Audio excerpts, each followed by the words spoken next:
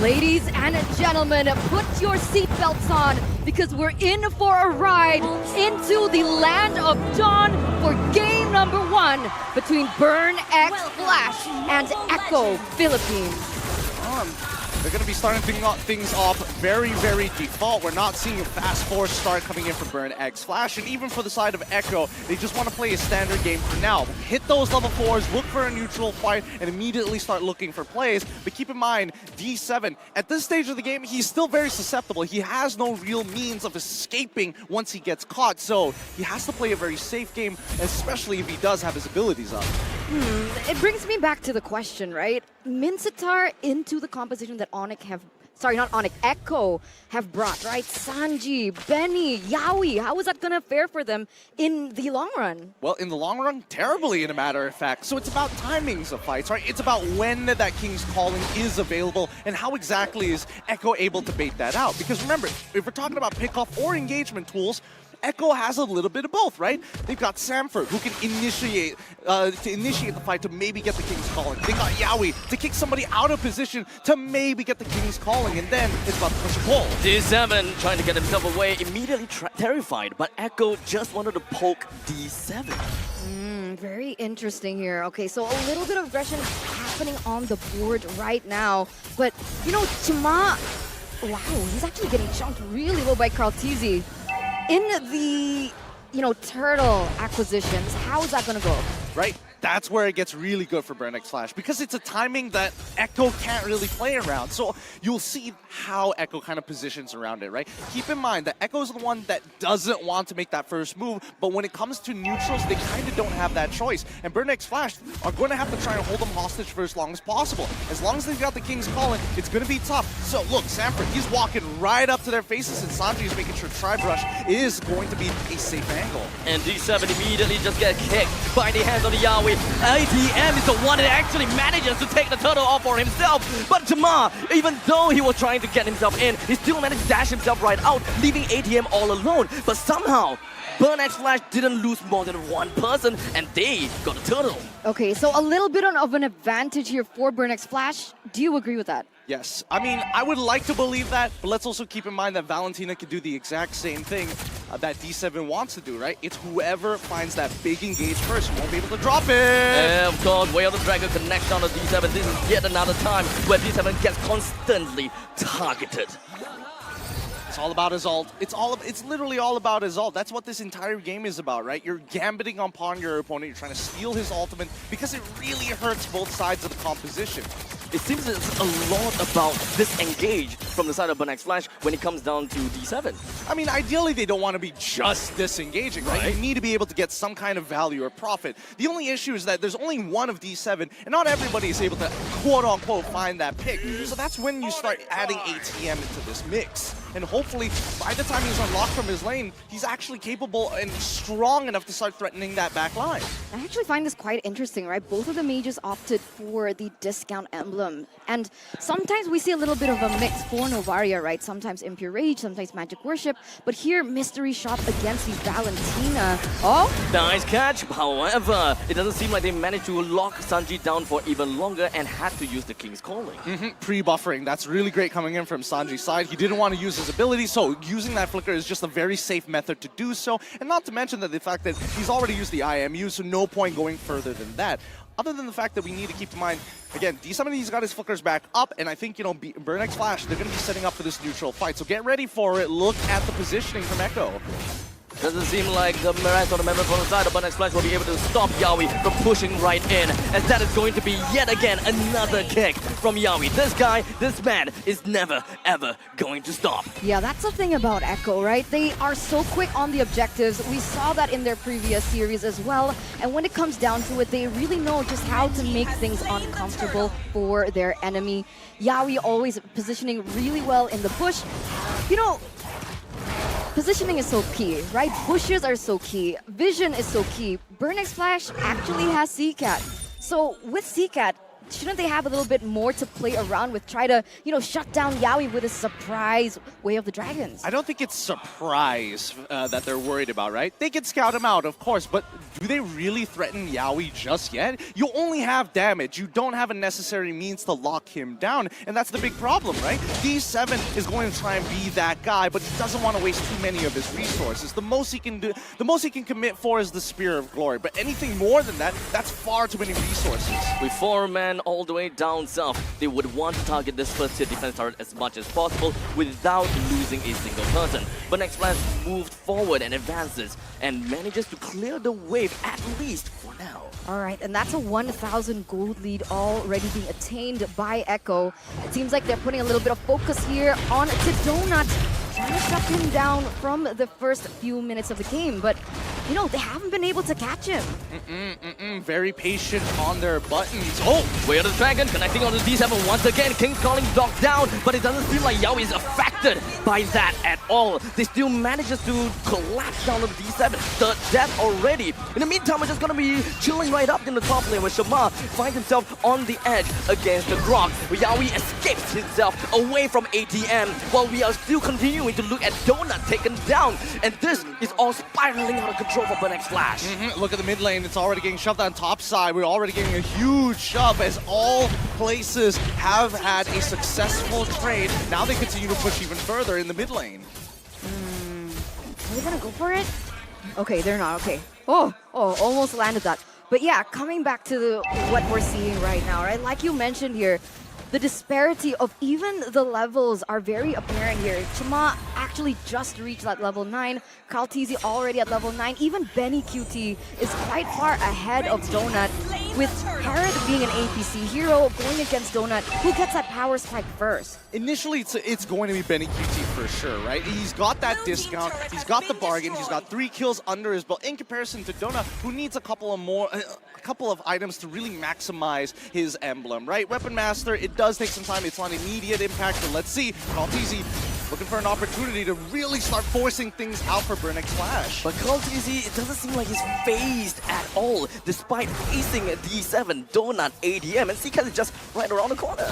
Yeah, unfazed, unbothered is just really the gimmick that Kaltizi has brought to MSC, going for these kinds of picks. It's worked out, and they have gotten a lot of objectives because of that. Do you guys see that? Oh, hold on a second, never mind. As Yaoi immediately jumped himself right into Shamar, trying to bring him down, but Shamar is the one that managed to take a kill down onto Yaoi instead. As the fight prolongs, Kaltizi holds himself in the front. He wants to go for the taunt, but Donut takes the kill away. The Summon Force lays down, and Benny Cutie takes the kill onto Donut, moves on to the next, gets himself a double, and this is how they're going to disengage by having a 2-for-2 trade. Yeah, 2-for-2 trade, extremely key in that particular team fight was the fact that the Holy Crystal was built in, giving him a little bit of more damage for Benny Cutie to rush the members of Next Flash. No, that's a perfect way of putting it, because again, that's why you're wondering, why is he holding, if he already has it, why is he holding back here super far away? He's waiting for the King's Call, and notice Benny Cutie goes around.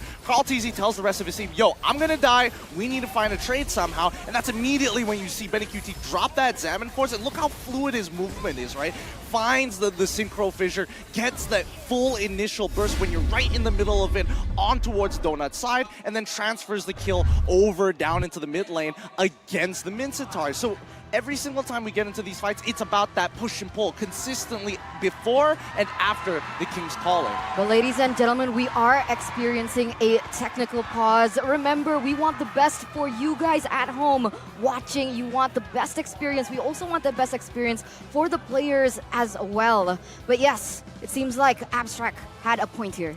Now, remember how I wanted to say something right before the team fight? Yeah, what was that? The main thing is that one thing that I wanted to say was the Fredrin.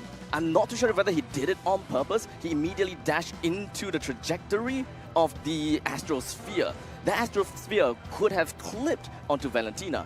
And in the very event that Valentina got clipped before that fight, I think that you know, that fight wouldn't have went to Echo. It probably wouldn't have, what's the word I'm looking here? It probably wouldn't have mattered in the long run because that would mean that the entire team just moves back together. The fact that he still has the health, it does give Echo a little bit more confidence to say, yeah, I can take maybe 1 or 2 auto attacks, but more than that, it's still going to be too much for me if Beatrix is right up in my face. So at the end of the day, right, it's all about that push and pull. How do you push and how do you actually end up pulling away from your opponents? Unfortunately for Burnix Flash, the pulling part is the most difficult because there's no real way to do that comfortably other than using the King's Calling, which kind of falls into the category of your most high priority ultimate. When it's that valuable, do you really just want to use it to pull away? You feel like you need to get a trade. I mean, technically, you have the Lapu Lapu, right? I mean, that's something that you could utilize potentially in these team fights. But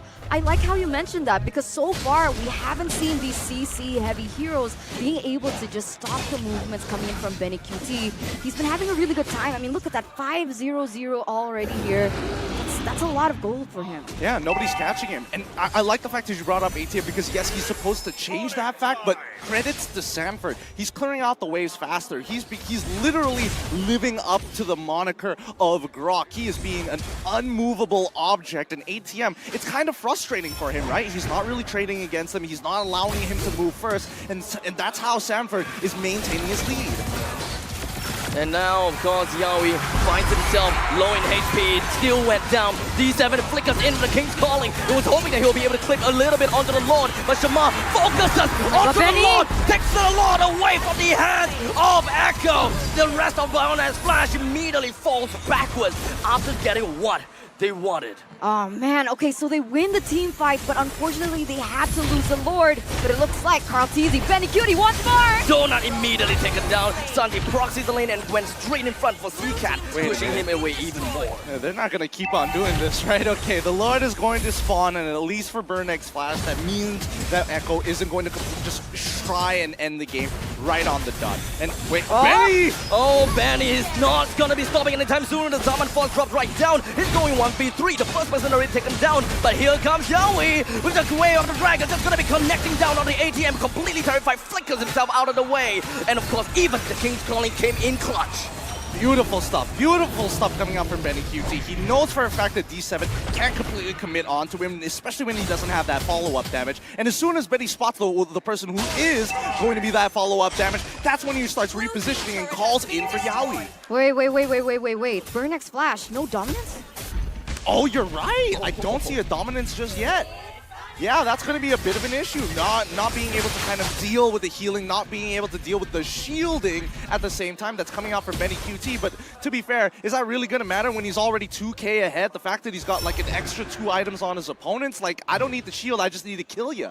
True, but I don't know. I guess that's a step in the right direction, no? I mean, zero respect for Benny. 8-0-1 already here. 4,000 gold lead, and Echo, oh my god, again! Way the Dragon again onto D7. However, the rest of the members from the team Echo is just a little bit too late for the follow-up. You know, looking at that play, right? Is it wise actually for Yawi to go for the Way of Dragon on D7? Yes, it absolutely is. And think of it this way, right? You're kicking him not into the middle of your team, you're kicking him at an off angle, hoping that D7 utilizes that ult so the rest of your team can disengage. Keep in mind, Sanford can wild charge outside of the King's Calling and still get the knockup as he's passing through the entire King's Calling area of effect. In that moments, right? We're hoping for choke points. That's what we're looking for. Burnix Flash need to bait Echo into a point where they can't seem to fall back. And there's only 2 places he can do it. Number 1, the Lord or Turtle Pit, or number 2, these POIs on the map, which is going to be the buffs. Okay, and oh man, like even with that, I think Burnix Flash recognized it. You don't see that they are looking for a contest. 11 minutes, 12 minutes in, Abstract. How are we feeling about this game? It's definitely grim for Burnix Flash, right? And I'm trying to really wrap my head around as to what they can really do. The main thing that I want to see is probably give some more time to Donut, because when it comes down to the goal disparity, Donut to Benny Cutie, that's gonna be huge. And the only way that they can probably get the game going is when C-Cat skills, Donut skills, because this team is kinda expensive. Yeah, you're right? And that's interesting because Donut just picked up the Malefic Roar. Is that going to be detrimental to this Lord take? Absolutely, but I mean, they've got the information. Tech pause once again. Unlucky, but it gives us time to talk about it, right? At the end of the day, the Malefic Roar is going to be extremely useful, and especially for any marksman, it's just the go-to item to make sure that when you get an auto attack and it lands, it's going to hurt.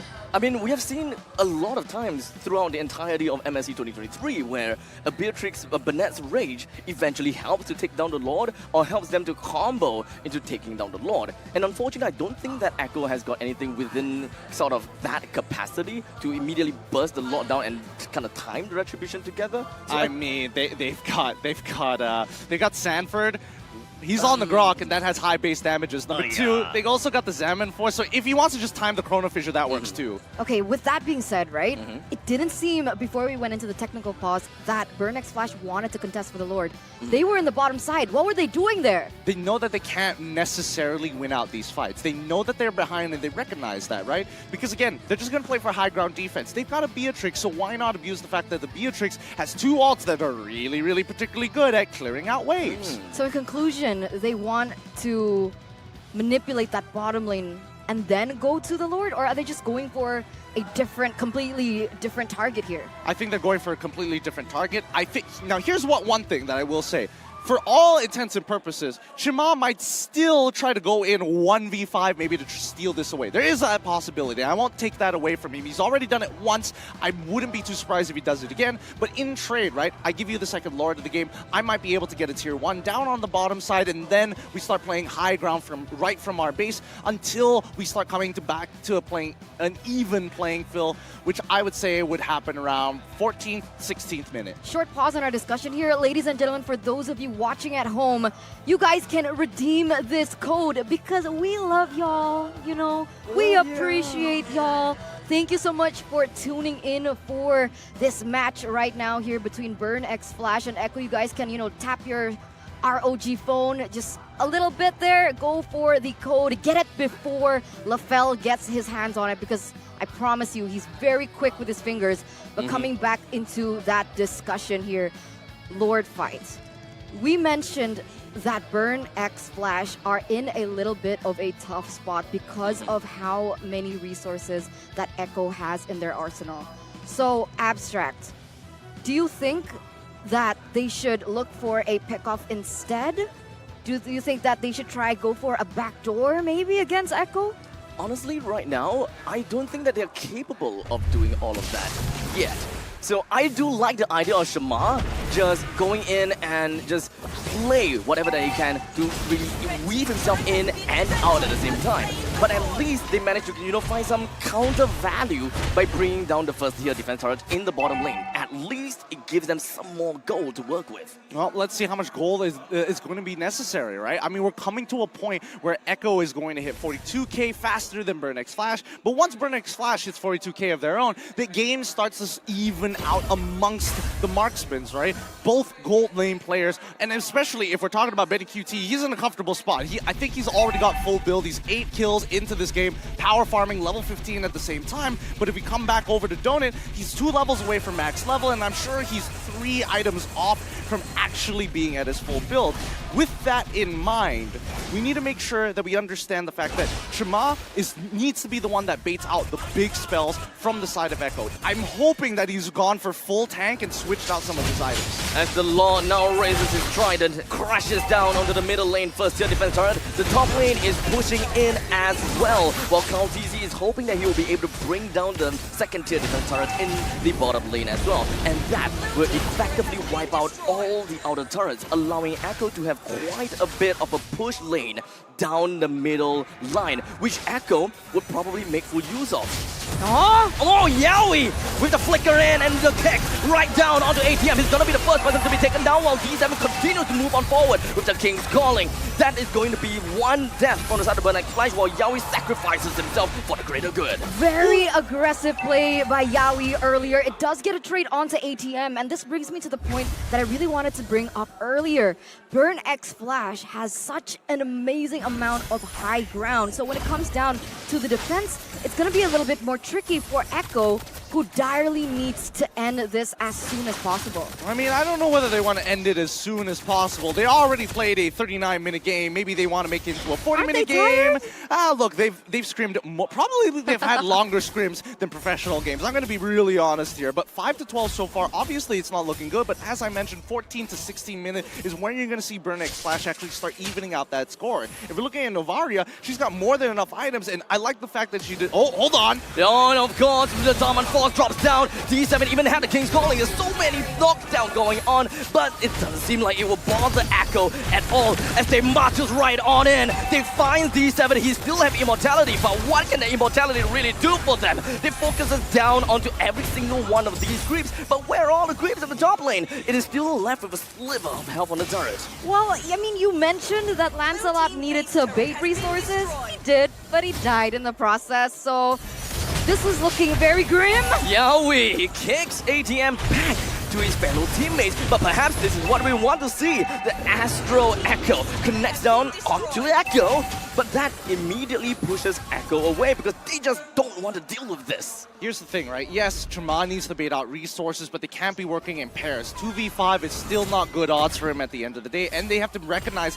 that not everybody's at max build. 7.6k deficit for them as of right now, and if this game drags on for another 2 minutes, the gold lead isn't really going to matter at the end of the day, which is when Burnex Flash probably want to burn out these resources or buy this Lord Pit. That's what I was waiting for, not buy the purple side, and I think even for Chama, he probably just wanted to have his purple buff more than anything else.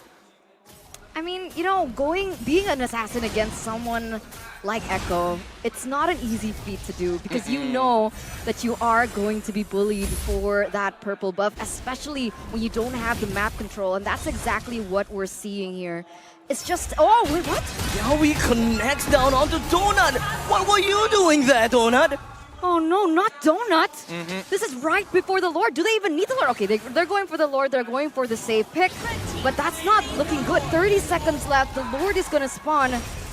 What can Burnex Flash do? Honestly, nothing at this point. Donut was their only way to kind of like bounce back and trying to turn the tables because he's got enough damage, and also the highest DPS amongst his team members. Nice hook coming in from D7. It made and forces Sanji to go for the flicker, but Yaoi immediately broke through the defenses and kicked ATM out of it all. Wasn't even able to use the Mightiest Warriors. D7 knocked down onto the King's Calling. It forces the rest of the members from the side of Echo away. Shama is still in the midst of it all. The Kaltizi's HP doesn't look very good, but in the end of the day, Burnex Flash still managed to defend this until I don't know, because D7 still wanted to re-engage. He went for the hook. Shama went straight in again. He wants to get a kill on Yaoi, but it doesn't seem like they will be able to successfully do so. At the middle lane, Lord, he's just gonna be slamming right down with the Trident. The rest of Echo follows through. Only left with C-Cat as well as Donut. C-Cat is gonna be taken down so well, D7, and that will be the first game taken in by Echo. Wow, all right. Echo really bringing their A game here in this best of 5. They're going to be leading the series, and that puts Echo fans all around the globe in a little bit of a more comfortable decision. But how did that actually end up that way? Well, a lot of it just comes down to Yaoi, man. He's getting some really good kicks, and you notice that push and pull. You notice where the eyes of the player of Burnex Flash are focusing on. Samford purposely posturing as if he wants